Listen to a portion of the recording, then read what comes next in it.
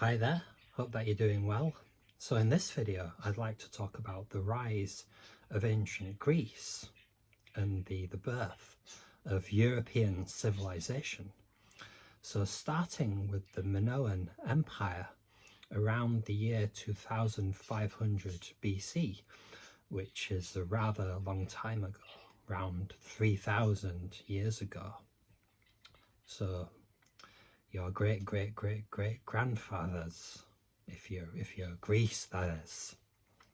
So they spread across the Mediterranean Sea, building colonies and eventually going into decline like every civilization but ours. So they used bronze, they produced bronze using the forests, and the forests were depleted over time. And that led to the Achaeans, known as the forerunners of the Greeks. So the Achaeans had a conflict with the Hittites, who used iron to make swords, which were useful in a fight, to say the least. If no one else had a sword and you had a sword, I think you were likely to win. So this saw the rise of the city of Troy, which you may have heard of, and the kidnapping of Queen Helen, as was retold by Homer in the 8th century BC. Homer the writer and storyteller, not Homer Simpson. I just thought I'd point that out. So this civilization also declined, and the population dispersed into smaller coastal towns and villages, and this gave rise to the Greek polis of small self-governing communities. And so you saw the birth of the city-states in around the year 800 BC.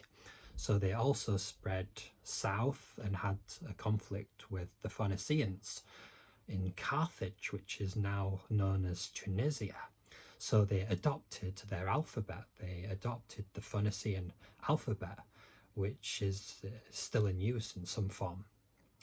So they spread into Italy, also spreading their language, Greek, and the Hellenic culture. So moving on, that was the birth of the Olympic Games, which was then known as the Pan-Hellenic Games, held in Greece from the year 776. So you may have heard of the ancient city of Miletus, which was on the Turkish coast, that was destroyed by the Persians and rebuilt in the year 479. And you may have heard of one of the first philosophers in Greece, known as Thales of Miletus, who predicted the total solar eclipse in May 28th, 585 BC. So that was quite a cool thing that he did. And also to make money, he invested. He bought up all of the olive presses in low season and sold them all in the high season when people were looking to buy olives. So he proved that philosophers could indeed make money.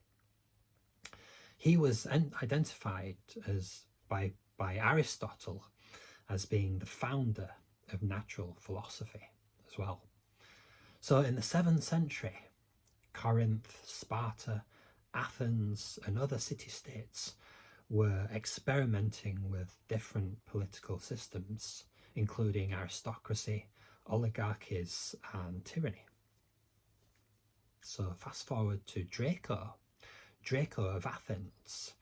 There's a term now known as Draconian, and this was for a reason, because Draco introduced very harsh laws at the start of the 7th century, including execution for idleness.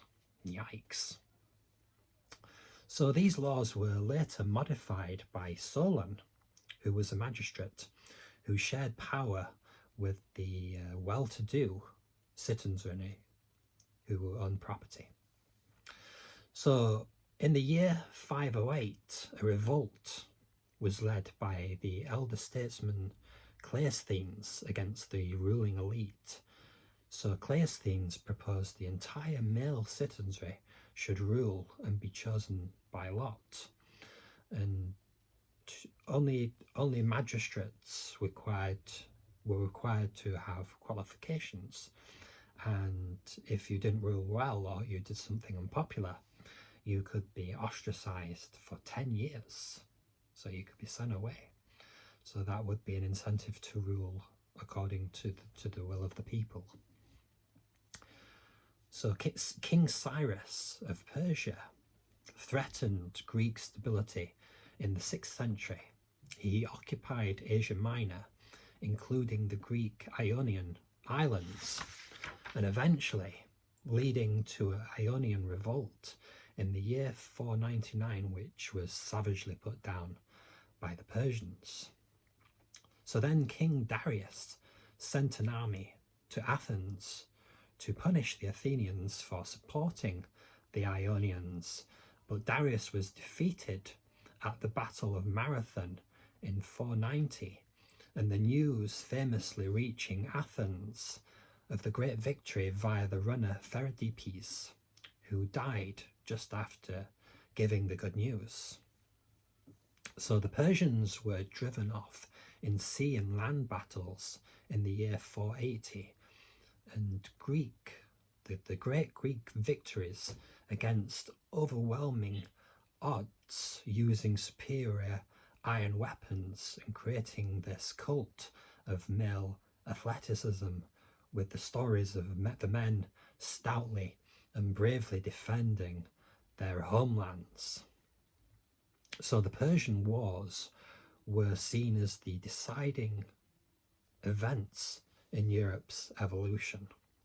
So Athens was to become the dominant force in Greece via the Delian League, and in 461 the great leader Pericles came to power after ostracizing his opponent, and he presided over a golden age in Greece, including the birth of culture and the building of great architecture such as the Acropolis and the Parthenon Temple. Anyway, I hope you've enjoyed this talk about Greece, and if you have any comments or suggestions for future videos, I'd be more than happy to hear them. Thank you for watching and have a great day.